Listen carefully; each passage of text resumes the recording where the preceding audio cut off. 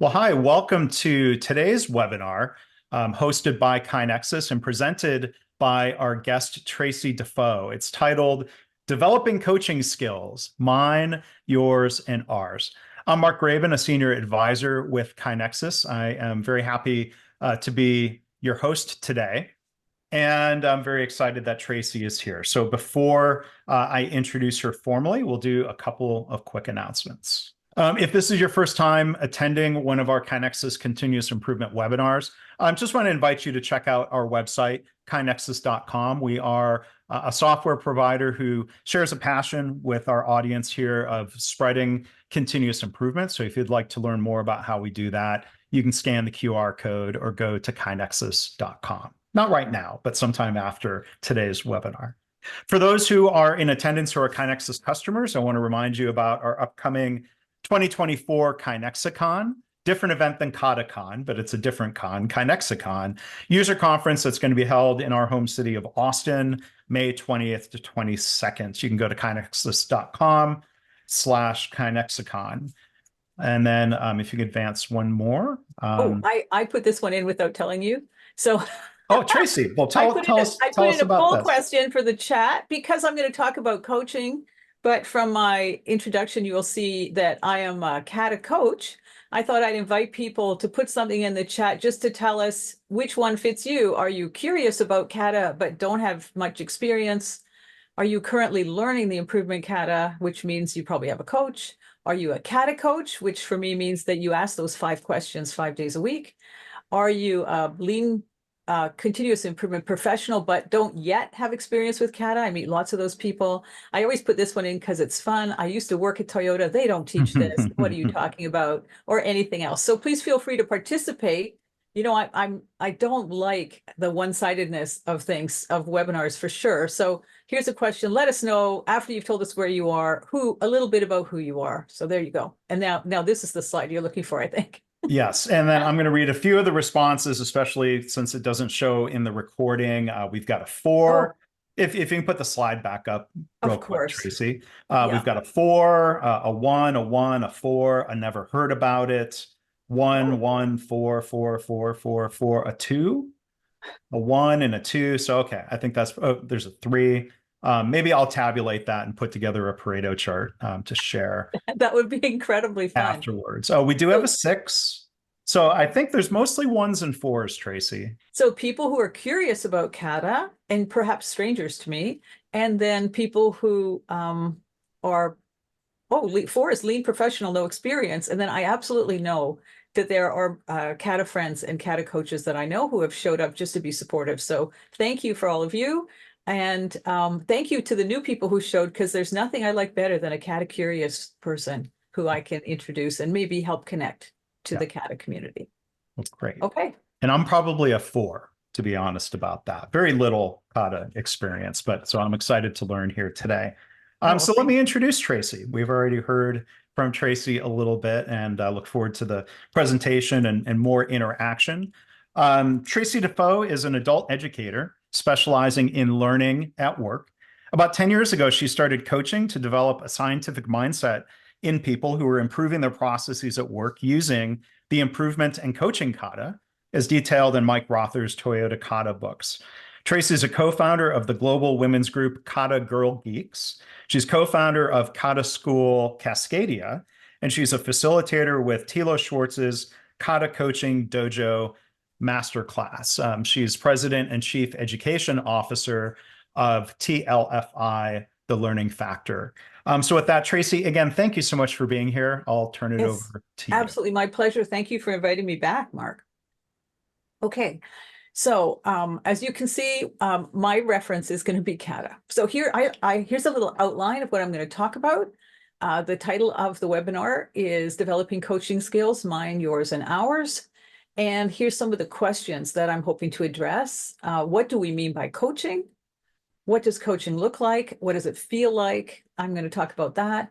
Do you have a coaching framework? Like, I am aware that there are other coaching frameworks, the GROW framework, for example, the GROW model. There's lots of coaching models and frameworks. I actually Googled yesterday how many coaching frameworks are popular in industry, and there's anywhere between 4 and 9 or 17, depending on which Google thing you click on. So there's lots. Mine is the Coaching Kata, and that is the one I will be referencing.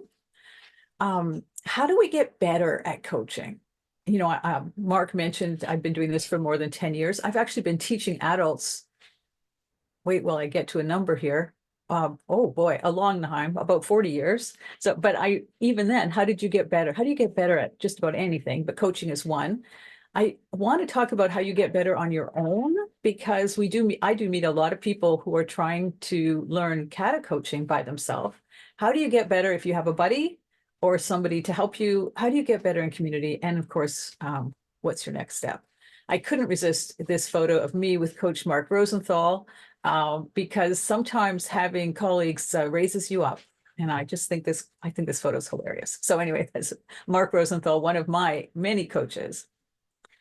So what do we mean by coaching? You know, PowerPoint offered me this. I almost never take a stock photo, and PowerPoint offered me this when I put in what is coaching, and it offered me this photo, and I thought, okay, yeah, I get it.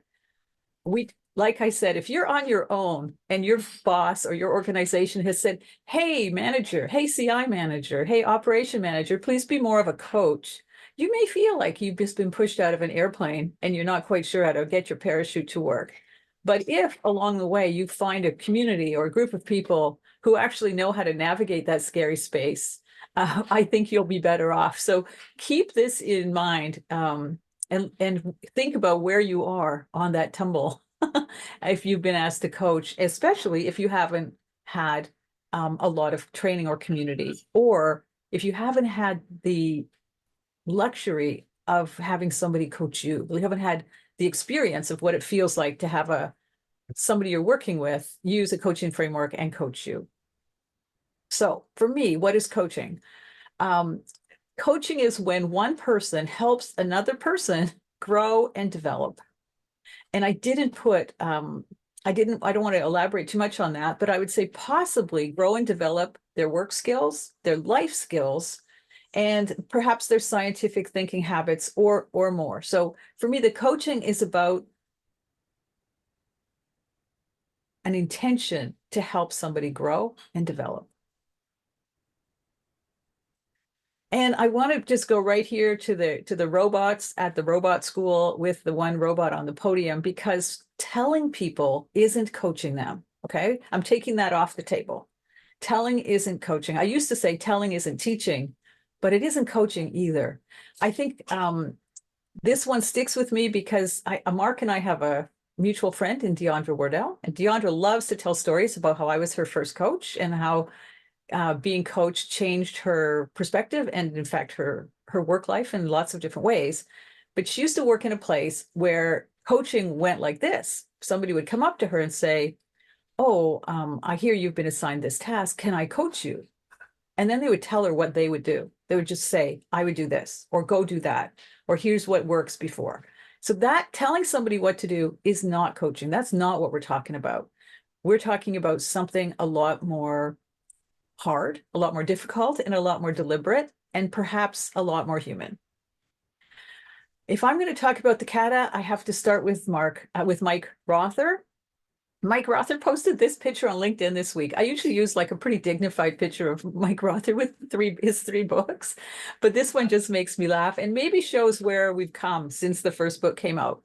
So Mike Rother is a researcher and I guess he's a retired researcher now, and an author of the three books that are at the bottom there, the Toyota Kata book, the Toyota Kata practice guide, and the Toyota Kata culture. And he's super proud of the other books that have been written recently, which are on the left side of your screen.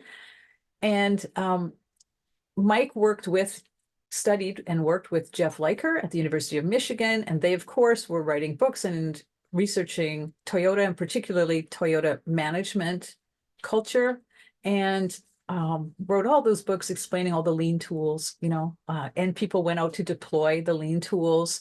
But Mike and Jeff both tell a very similar story about returning to a company they had visited months before to find that all of the improvements they thought they had left them with were dusty and neglected.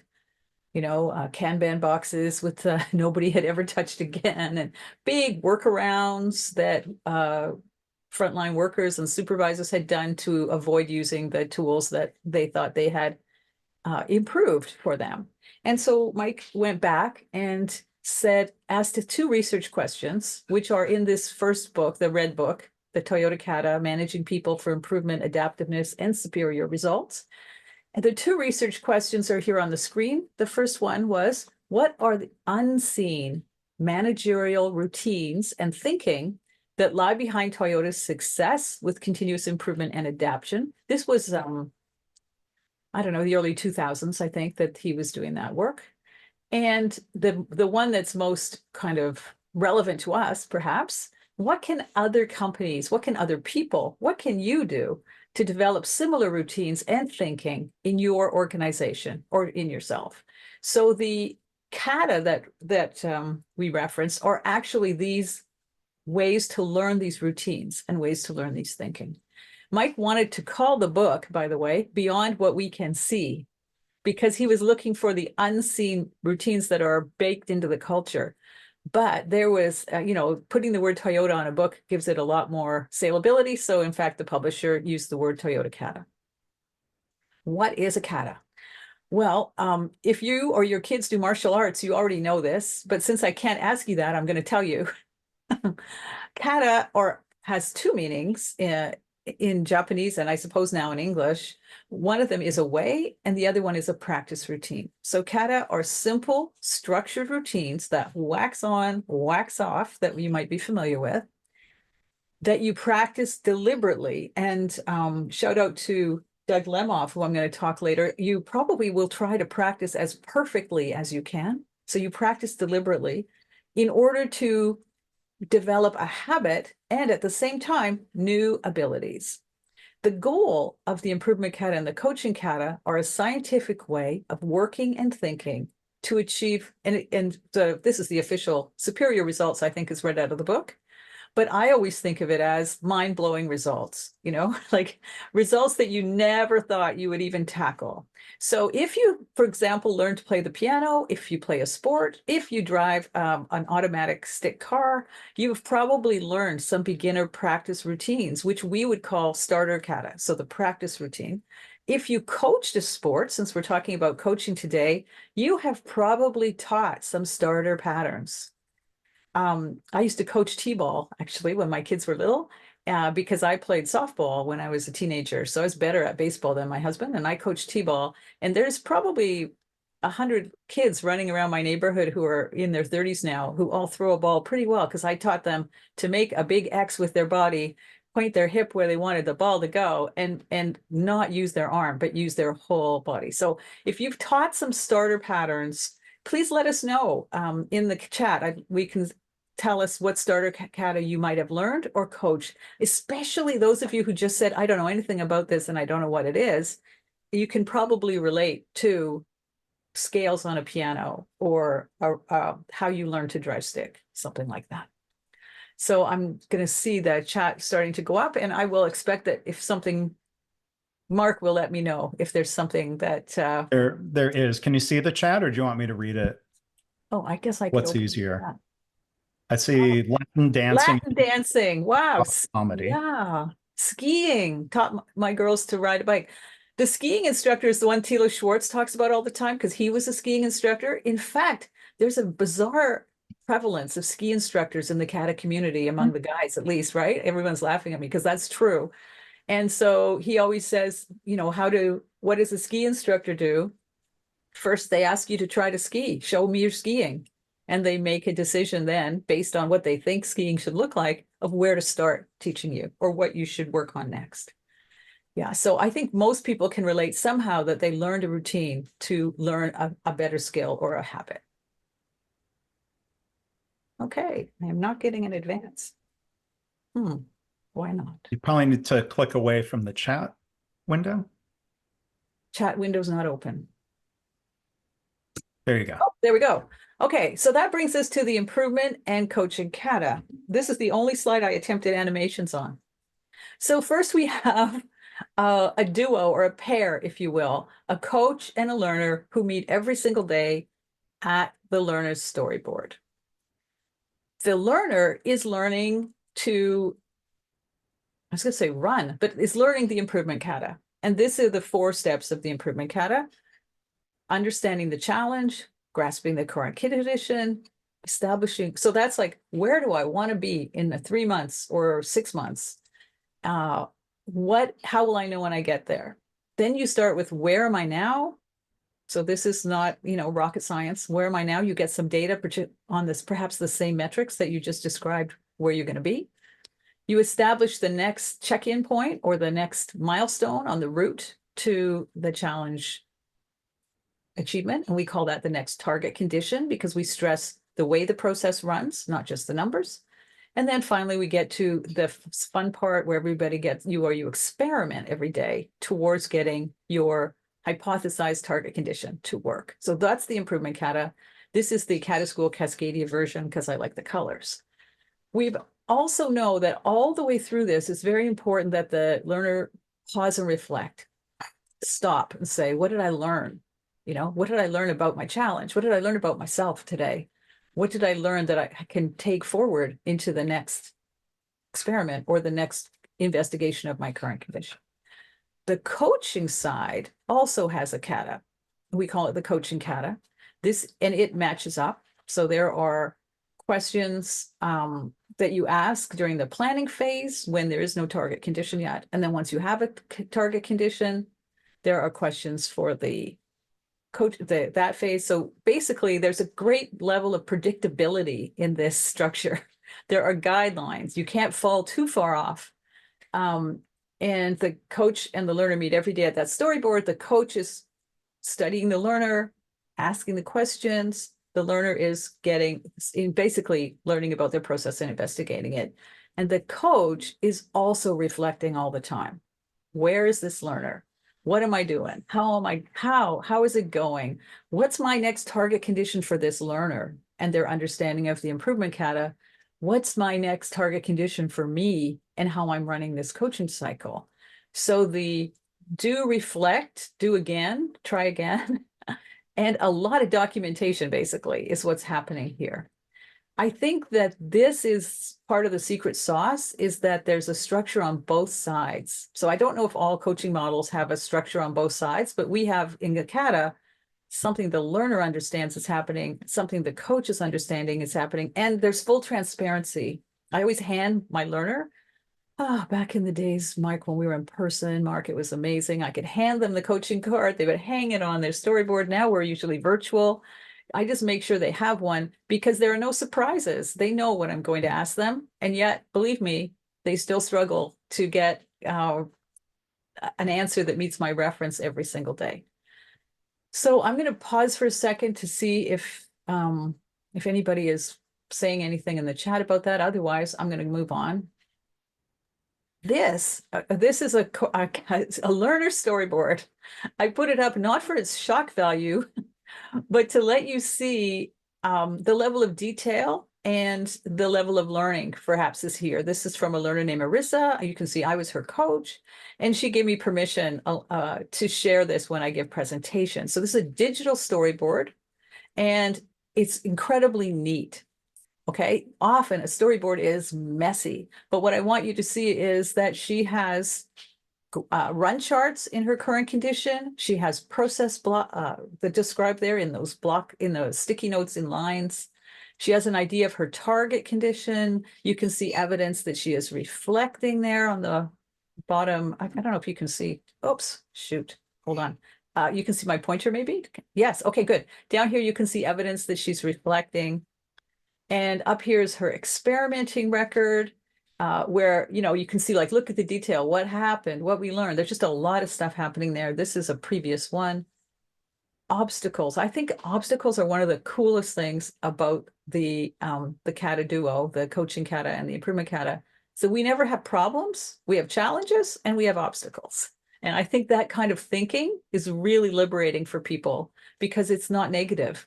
Right? It's an obstacle is something that you know how to tackle and you can learn about. Finally, I wanted to point out this idea of micro-learning. This is something that KGG, the Kata Girl Geeks, named, and it's a small burst of learning. And Arissa, being amazing as she is, has organized hers by what she's learning about the steps of the challenge. So direction, challenge, current condition, target condition, experimenting, and then what she's learned about overall about the Kata. But the idea that you document your learning, you document it here, you might document it someplace else. She even documented ideas that she had, is a way for you to keep track of what's going on. And I think some level of documentation is really important to getting better at coaching too. So finally, we're going to talk about coaching. Do you have a coaching framework? Like if you've been asked to be a coach, I think it's really, really important that you have a framework. It's pretty hard to freestyle your coaching, especially if you don't have the experience of having been coached by somebody who was good at it.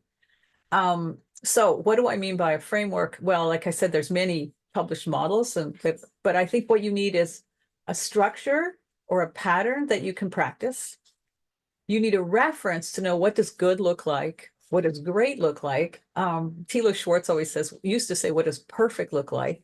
But we kind of got him off perfect. But, like, what is your reference? And the idea of reference is like with a micrometer, it's exactly this is the right size. So what is correct, or what are you looking for? And finally, do you have some way to support yourself? So do you have a community to practice with or to support your learning? I think the coaching framework needs all three of these legs to stand on. So there you go. And isn't it clever that I put them in frames? I'm very pleased with that. Okay, so what does Kata coaching look like? In 2022, the Kata Girl Geeks performed 11, not performed, but shared 11 live coaching sessions at KataCon, where often there's only one. But because there's a progression as you go, we thought doing 11 was better. So here's a really typical, straight out of the book arrangement of a learner, Susan Clancy here on this side, her coach, Gemma Jones, and the second coach in this picture is Julie Simmons. And all three of those people are also all, I think, founders of Kata Girl Geeks, so that's kind of fun. So here's the storyboard. Gemma has the coaching card. Susan, I think, is writing on a sticky note. And Julie is probably timing and taking notes at the same time. So there you go. That's what it would look like generally. It can also just look like this: a coach and a learner, not necessarily a second coach in the mix, but basically a lot of conversations happen in front of storyboards in Kata coaching. If we're on Zoom, it looks quite a bit like the webinar. We're looking at something and we're talking. I think also Kata coaching can look like this. It's hard to tell from this photo who the coach is and who is the learner, but Jennifer is the coach in this picture. And I included this one because recently, Fortune Buchholz, who was a learner in a Kata Girl Geek group I was second coaching, offered this quote in her summary reflection. She said, I have found in the Kata a lot more kindness and empathy than you get from reading the books. And I think that is a really important point to remember, that this is an interpersonal human activity. And if you can front load the kindness and empathy, you will probably have a lot more success than if you're pushing for some kind of result that the other person isn't quite there. So this is, I just wanted to add this. I love this picture, but I also love the idea that Fortune experienced a lot more kindness and empathy as a learner than she expected, having read the books. And believe me, she's read the books. So there you go. Oh, that's great. I love that one. Finally, and here we are at 9:25, so I'm right on time. How do you get better at coaching? Let's say you actually want to be a coach, and not necessarily a Kata coach, actually. Maybe you just want to be a better coach in your job or in your family. How would you get better at it? Well, I have quoting Doug Lemoff in his book, Practice Perfect, which we really love in the Kata community. But I'm going to say that Doug tells us, and he studies both professional coaching and teaching. He was originally a teacher. He says that he used to think you could just write down a few things, casually keep notes. But he found, in fact, that you don't get better if you're doing that. What you need to do is, yes, reflect and write things down, but you have to get very specific data on whatever you're trying to get better at. So whatever you're focused on. And so in the Kata coaching, for example, one thing that I keep track of is the time, the start to finish time of a coaching cycle. You know, we're asking people to do this during their workday. Time is important. So the front of Mike Rother's book says 20 minutes a day. But I find and have some data to prove it that in the beginning with a new person, it can take up to 30 minutes. And over time, as the improver gets more proficient at juggling all the parts and knowing what to expect and answering the questions, you know, that very typically falls to under 10 minutes for a coaching cycle. And I even want to know the time on each question. So as a second coach, I'm often timing how long does it take that coach and learner to get through what is your challenge, what is your target condition, what is your current condition, to get to what did you learn from your last step? Because that's actually the meat of the conversation generally. And so you don't want to spend 17 minutes on the beginning and 3 minutes on the end. You want to definitely spend more time on the learning and the next step. So I would recommend it, no matter what kind of coach you are, you know, use your smartphone and get some time. But don't just write the time on your calendar, because I have tried that. You got to get a run chart going. You know, we say in Kata Girl Geeks, run chart or it didn't happen. So I literally every day, if you talk to somebody, was it time? Also, I have consistently, ever since I started teaching adults, tried to track my talk time versus the other person's talk time. In a coaching cycle, the coach's questions are scripted. So there's absolutely no reason baked in that you should talk more than maybe 15% of the time. So if you've got 15 minutes, you know, you're looking maybe a couple minutes for the coach and then way more time for the learner to be talking. So that's something to think about. But that's like, are you trying to get better at that? I also think you could keep specific data on what we call the bookends of the coaching cycle, or how do you begin and how do you end? When I first started learning the coaching kata, gosh, I always get the year wrong. Is it 2011, 2012, something like that?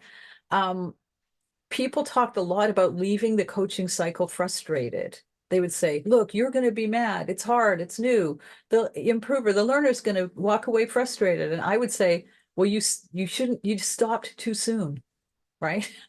You should leave at least encouraged to try again. You should leave at least feeling listened to or cared about, and you should leave with the relationship intact. So I think something you could work on, no matter what kind of coaching you're on, is how do you start and how do you end? And I would just keep data on that, literally. We always ask our coaches to have an idea in a specific point in mind of where that particular learner is learning. So do they need to know more about just the industrial engineering of studying a process? Do you feel like what they don't get is how does an obstacle relate to their target condition? So I mean, this is a list of the things I usually keep track of. This is one that Tila Schwartz and I spend a lot of our time on, your actual words compared to what you intended to say. So, you know, a lot of people have trouble being sparse with their words, and they will elaborate to the point where either they're talking a lot or they confuse people. So what did you actually say versus what you intended to say? And then one thing we might practice afterwards, if you have a buddy or a second coach, is, you know, when you said this, what else could you have said? And keep track of that. And that's a really good way to get better too. And then role play, just run that conversation again. Okay, say it to me. Okay, here's how I would answer.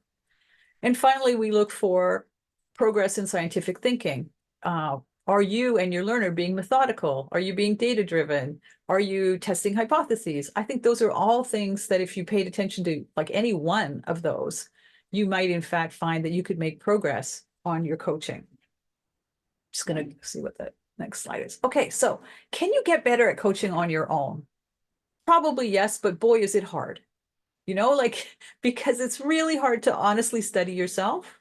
It's really hard to have the motivation to keep up the data, to keep the attention there. I think at Kata School Cascadia, which we're just kind of a casual grouping of coaches who like to get together, but we meet lots of people who have tried coaching on their own and they come to us pretty confused. And we're getting better and better at helping unconfuse people.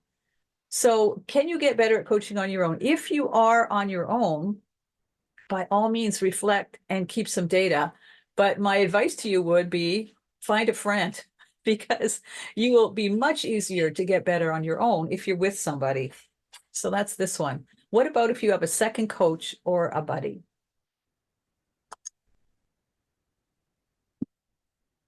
Well, if you do that, you're going to gain a lot of things. You're going to gain an observer.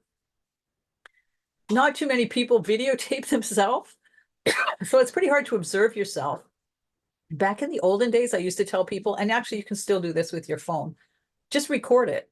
You want to know how much you talk and you don't have a friend? Just record it and then listen to it and then delete it, because it's always horrible and embarrassing and cringeworthy and humbling to actually hear what question you asked compared to what you thought you were asking when you were reading right off the card, or to hear how much you talk when you're pretty sure you don't talk that much. Like right now, I'm talking so much, it's my spidey senses going, but we don't have that many slides left. So you gain an observer, which is great. You gain somebody to talk things through. You will have puzzles, so a buddy is a great idea. You gain a supporter, and if they have any knowledge at all, you could get a coach who'll be focused on your development, which is how you're going to get better. You gain somebody to practice with, and you probably will gain more. You'll gain some emotional support and some encouragement, which you are going to need if you're coaching. What about in a community? How do you get better in community? Well, if you join a group or you have a group, you get to compare experiences in a safe place. You get to share and hone your reference. Like, this is very important. If you're by yourself, you can get into a bit of a rabbit hole about what good enough is, or what good sounds like, or what a complete answer is. So I think being in a group, you sharpen each other's swords. I mean, my collaboration with Mark Rosenthal has just really, I think, sharpened my abilities in lots of ways. Especially cool if your buddy and your group are not all people exactly like you. So, you'll get that perspective. You will find support, as I said, safety, encouragement, goals, and you will find lots of people to practice with, and even more. If you give a webinar with Mark Graban, maybe some of your friends will show up and you'll have a big crowd, as we do today. So I really recommend finding that community. Also, I have to tell you, it's way more fun if you're in a group. And this is a couple photos I thought I'd include because I love the smiley faces. On the left, you see Kata geek Chandra Bosman from Statistics Canada, another Canadian, surrounded by her community as she gives her very first conference talk at KataCon last year. And her talk was about a first-time coach's experience, as you can see. So there you go. And the photo here on the right is some of the coaches from last summer's Kata School Cascadia summer camp, where we get together for a week to just practice Kata together. But the companionship, I think, and the fun is very evident in both of those photos. The other thing is, you do not have to leave home to find your community. A lot of Kata stuff happens on Zoom. In fact, the pandemic and the arrival of Zoom both were really great for Kata skill development for coaches, because all of a sudden there were people you could talk to just about anywhere, anytime. This is a photo from our Friday, 12:30 p.m. Pacific coaches Zoom, where coaches from all over the world can just Zoom in and ask questions or tell stories or seek support. And we get pretty nerdy sometimes. It's a free Zoom. And there are also now other Kata schools that also have coaches calls. There's one in the United States in the Northeast run by Kelly Mallory, who's joined us today. So you don't have to leave home to find your community. A lot of people have asked me, how do Kata Girl Geeks grow such great coaches in a year? So I wrote a little bit about it here, and it might be something in the questions later. We have a proven path in Kata Girl Geeks. We also meet on Zoom, by the way, as you can see. To Kata coaching, we have a path in what we call our ways of working, or our WOW. And the first one is, you got to participate in our meetings for a while. And in most of our meetings, there is a live coaching cycle. And these days, from a different learning group, so a different learner coach, second coach group, just share the storyboard and we watch them coach live. Having had the experience of seeing people do this for a while, I think you get a good idea of what you're getting into, and you also start to develop an idea of what does it look like? What does good look like? What does it feel like? Then we ask that people be a learner. So they take the role of learner. Even if they show up and say, hey, I'm a coach, I'm a great Kata coach, we say, great, you can be a learner for us. And this is, by the way, a great screening question, because anybody who tells us they're a Kata coach who doesn't want to be a learner is probably not much of a Kata coach. And most of the time people go like, wow, that would be so awesome. I haven't been a learner in ages. And in fact, I have just volunteered to be a learner in the next group, because it's a really great way to get back to your foundational skills and to experience the other side of the card, and to make sure that you haven't, lost your chops, as my dad would say, that you haven't fallen away from the way that it, but the way you're walking the talk, that you're doing what you tell people to do. If you come in as a new person, we actually expect 3 challenges before we would consider you kind of coach worthy. And those are 8-week challenges done in a 12-week period. So that means it takes you half a year. We think it takes about 6 months. I have to tell you, this is a radical position a little bit, because Mike Rother's book suggests that in 20 days, you could start coaching. Recently, in one of our calls, I said, hey, raise your hand if you started coaching too early. And almost everyone raised their hand, because they had started before they were ready and crashed and burned quite a bit. So anyway, you have to be a learner. You have to complete 90 cycles or something like that. And then every coach has a second coach. So you always have support. Every now and then, actually, we've had a first-time second coach, and they get a third coach. So they get somebody to support them in that new role. And you have to keep learning and sharing. So the bad news is there is no shortcut or a fast way, really. The best way is the slow way, because slow is smooth and smooth is fast. And so that is how we do it in Kata Girl Geeks. Now, what is a Kata school? A Kata school is a local hub for Kata, and wow, look at them. I don't even know if this is the latest slide, because they are all over the world now. Kata School Cascadia is the one way over there on the top left side of the slide. We're just where Canada and the US meet along the west coast on the Pacific Ocean. And you can see a group, there's lots of dots in North America, and there's one in Brazil, and then Europe and South Africa, yay. And then, of course, way off in New Zealand, Australia. So you probably will find a Kata school in your language and in your time zone if you're looking for one. And if not, you will find some that welcome everybody, as we certainly do. And Kata School Northeast also does in the United States. So Kata School Cascadia, just Mark asked me to talk about our mascot, as you can see behind me. We had a conversation, I don't know, a year and a half ago, in which somebody was talking about the word yet and how important it is if you're going to say, I don't know. And we always want to get to the point where we don't know, because that's the learning zone. That's the threshold of knowledge, Mike Rother calls it. And so the incredible power as a coach, if you offer the word yet, when somebody says, I don't know, I'm not sure, I don't know yet. So Mark Rosenthal, who you saw on the first slide standing beside me, said we should have a mascot, and the mascot should be a Yeti, and we should call it I don't know Yeti. Oh, it says them now. I decided that the Yeti is a they, them. So I don't know Yeti is our mascot. This is this guy. He's a $20 plushie you can get on Amazon. We also have a baby Yeti, and there's quite a number now of handmade Yetis that different people have made. But I think it shows 2 things. One is our we're always learning mindset, and the other one is this should be fun. So we started as a group of regional Pacific Northwest coaches in 2019. We now serve and welcome people from around the world. We have an online community, but we also meet in person, and we enjoy having fun together. We offer 2 free 30-minute Zooms every Friday. The first one at noon Pacific is what we call our starter Kata call. It's for anybody learning or is new to coaching.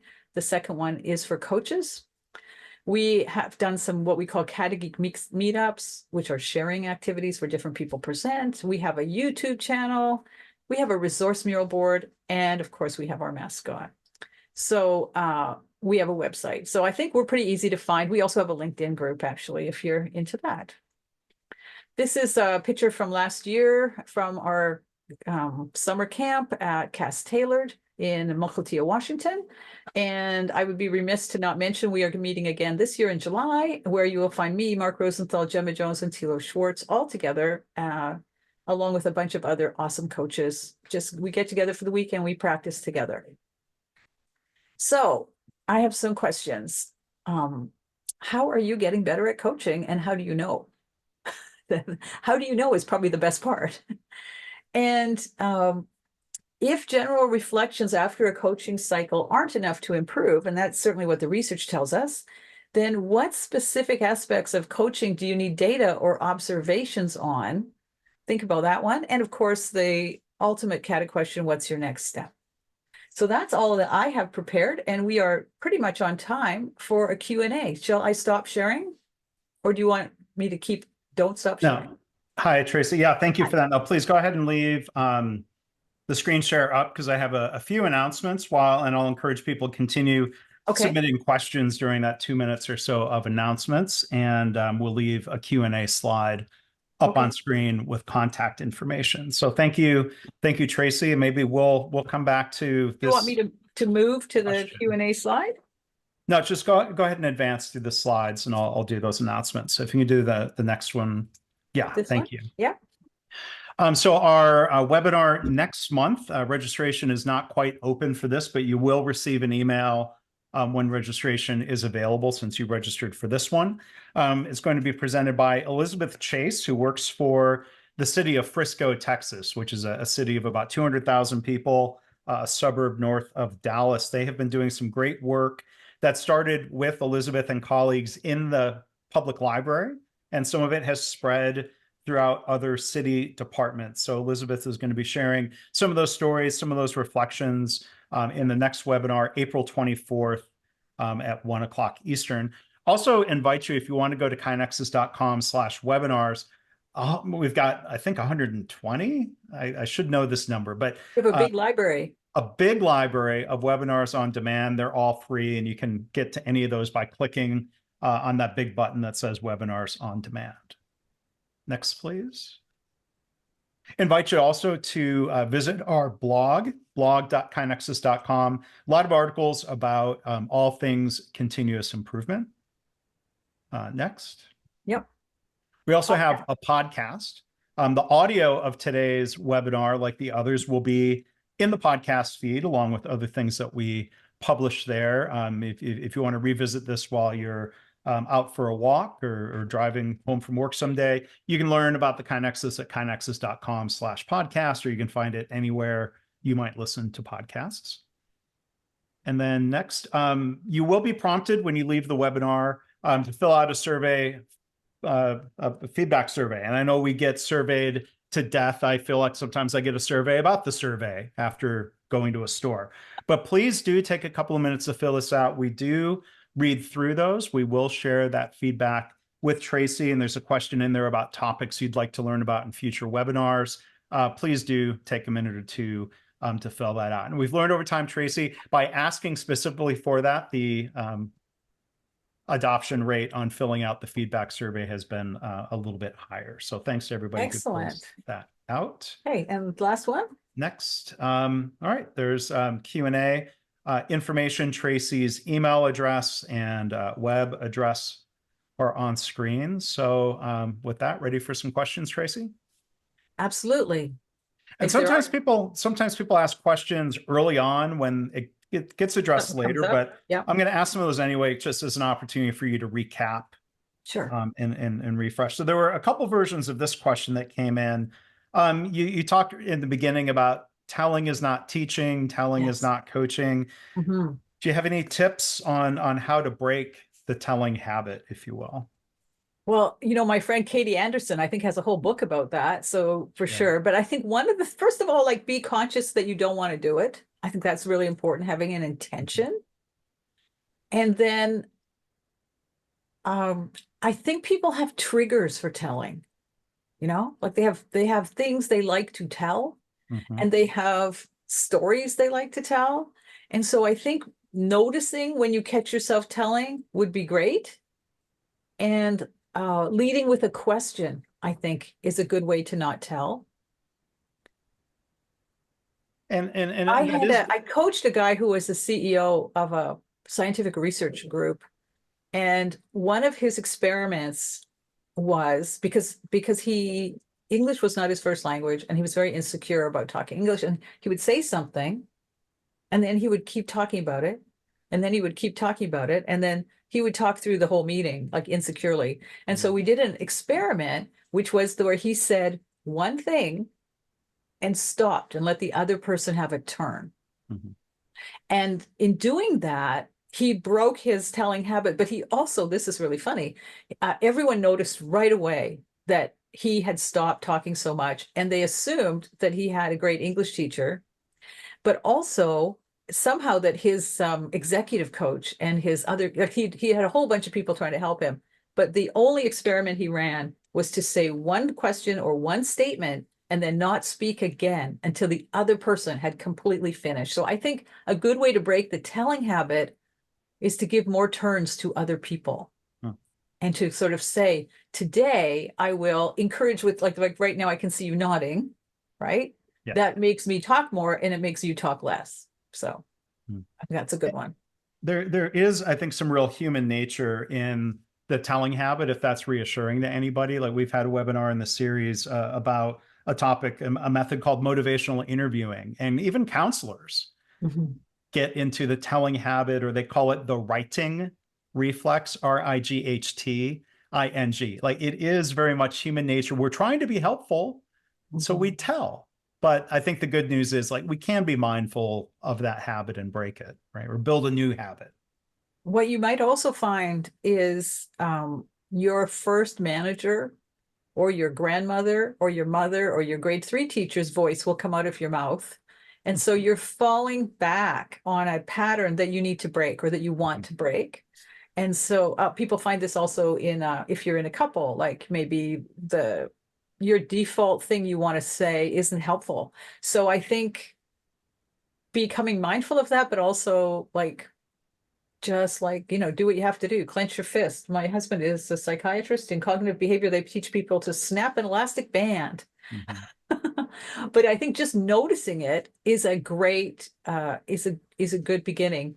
And maybe write a little note to yourself, because I think people do have triggers. Yeah, one thing I've tried, like if like sometimes I'll stand and I will literally cross my fingers, like just as a reminder to myself, this is not my time to talk yet, to reinforce not jumping in if I shouldn't be. That's you know, I mostly second coached lately, and I actually have to mute myself and turn off my camera so that they don't see my face, and I cannot speak, because there's 100 times where I'd like to push the coach aside and just take over because I know I can get there faster or do a better job, but that's actually not my role. So I just turn off my camera and I turn on and I mute, and then my little square is there, but they can't really see me and I can't talk. I think you have to do what you have to do. We have a question that came in. How would you practice this type of coaching in an environment where these concepts are unknown? Ooh, well, we have a word for that. We call that I call it Kata in secret. Some people call it ninja Kata. Some people call it Kata incognito, because you don't have, this is a big secret. You don't have to call it that. You don't have to introduce the whole storyboard. You don't have to start an organizational wide training.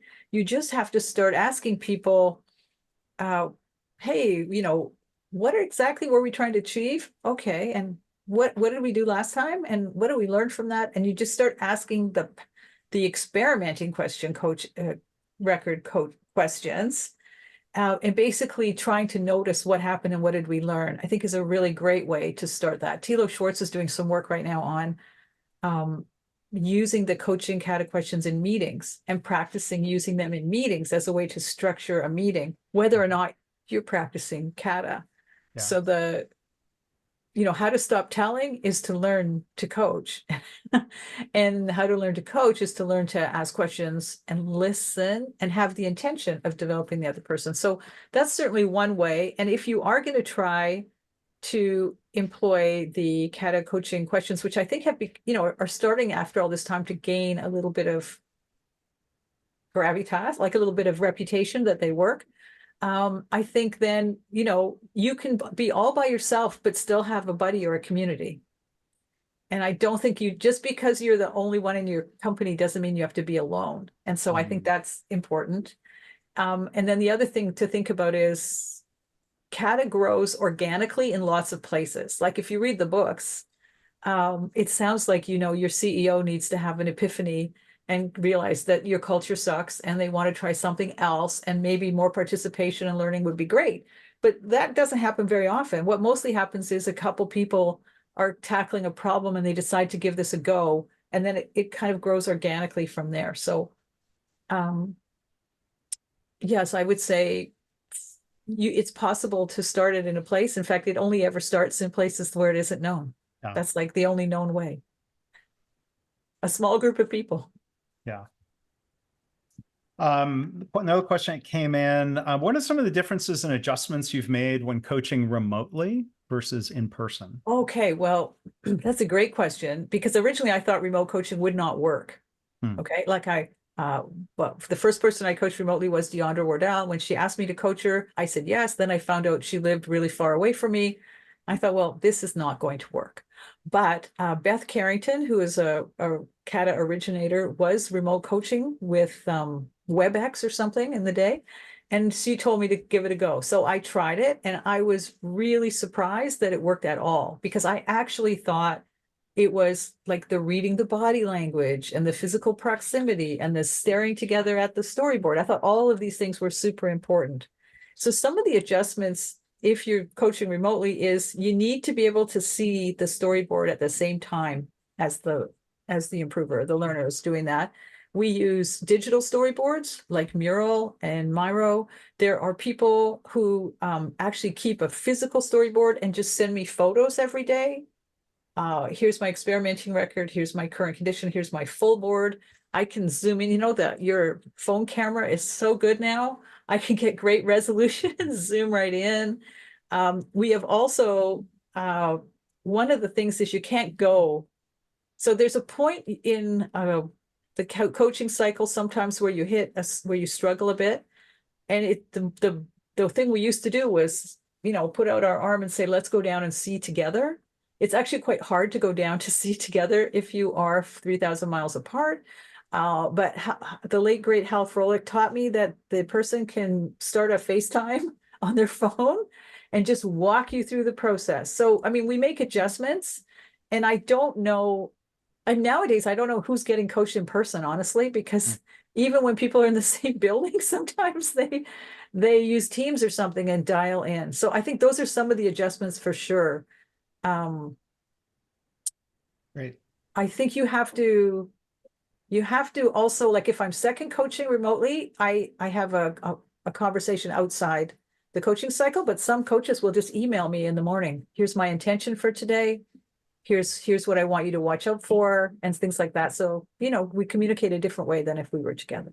Well, thanks, Tracy. Another question, do you think there's a need to pre-qualify the people being coached to make Kata effective? Well, pre-qualify is kind of a harsh word. Support and onboard, yes. I meet people all the time who are being Kata coached, for example, who've never seen a run chart. Like they've just never been asked to keep data. And so it's like a huge, like, what? And so we just teach them. So there is an element of, let me show you, or let's do this together. I think one of the advice I would give to anybody who's thinking of like bringing people into Kata as a learner is start with the willing. Like start with somebody who wants to learn, or who has something that really bugs them about their work that they would like to work on, and that is probably tied to an organizational need, because you can't voluntold people to go learn things, And it's going to be hard enough without it being for volunteers. In my experience, if you start in one area, like I'm thinking of this guy who was the shipping receiving person, and he was doing a kata to improve, I can't remember what his goal was, doesn't matter, do something. And in order to do that, he had all the people around him, which is maybe 4 or 5 people, and they were taking photos and they were doing timings and they were, helping him build his current condition and his board and sometimes running experiments. And then all of them wanted the opportunity to be learners, right? So I think sometimes just seeing it happening, it's the old, I'll have what she's having. Like that looks like that's going well, and it was fun. And I think that's the way. I don't think you can, I don't know if you can be drawn in and be reluctant and then be converted at the same time. That would seem to me to be a hard go for especially a new coach. Tracy, you had posed a question. I'm going to put it back in the chat here and see if we get some responses from people back via the chat. How do you know? How are you getting better at coaching? Yes. How do you know? And maybe, could you elaborate? Maybe while some answers are coming in, Tracy, you had said, how did you put it? General reflections aren't enough. Could you give an example of what would you consider a general reflection? Just like asking, hey, how do you think that went? Yes, or even writing it down. Like, I mean, actually the coach saying, well, okay, if you're new to keeping notes, then knowing if you were within your time frame, it's good. And then maybe putting a little symbol like happy face or sad face is enough of a start. But you probably won't get better until you look for patterns and you decide what level you're aiming for. That's what I mean. But there's a lot of research on teachers and coaches and sports coaches that say, pay attention in the game, if you will, so in the coaching session, to the thing that you practiced in the practice. So, you're not just saying, did we win the game? You're saying, did we practice those diagonal kicks as passes? Because that's what we're working on, right? If nobody ever did one of those, either I didn't teach it very well, we didn't practice it right. It's the same with the coaching. If you are trying to start and end on a good note, I mean, like, let's start with that. Then you want to know, what did I say? What did I say? Is this is now a bad time for us to get going, and let them vent a little bit about why it's a bad time and clear that out? Or did you just say, let's go, I got to be at a meeting in 3 minutes or whatever? So I think knowing that you impact it and keeping track is really important. If you just think, I'm giving this a 1 out of 10, or I thought that went really well and Tracy's doing a great job, no one is going to improve. Not you, and probably not the other person. It's about being specific. Yeah. I see somebody asked the reason for the recording time. Is it to manage time, or how you make sure it's not interrupting the coaching? Okay, well, if you have a second coach, it's pretty easy for them to note the time that you ask the question and then the time you move to the next question. It's partly to manage time, but it's also to know how much time are you spending on each part of this coaching cycle. So we have, we ask about the challenge, we ask about target condition, current condition. Most of the time, if you're in the experimenting phase, those first 3 questions have short answers, like a minute or less. And then you want to be spending 5 minutes on what did you learn from your last step? What is your next step? What obstacles are in your way? You want to be spending the bulk of your time on that, way more time than you spent on what are your numbers today. Lots of learners will, I don't know how much time, we're at time. Lots of people will tell you everything they think because they think that you're interested in their thinking. And you need to teach them what's the appropriate things to talk about during the coaching cycle. Well, that's great, Tracy. And scene. Yeah.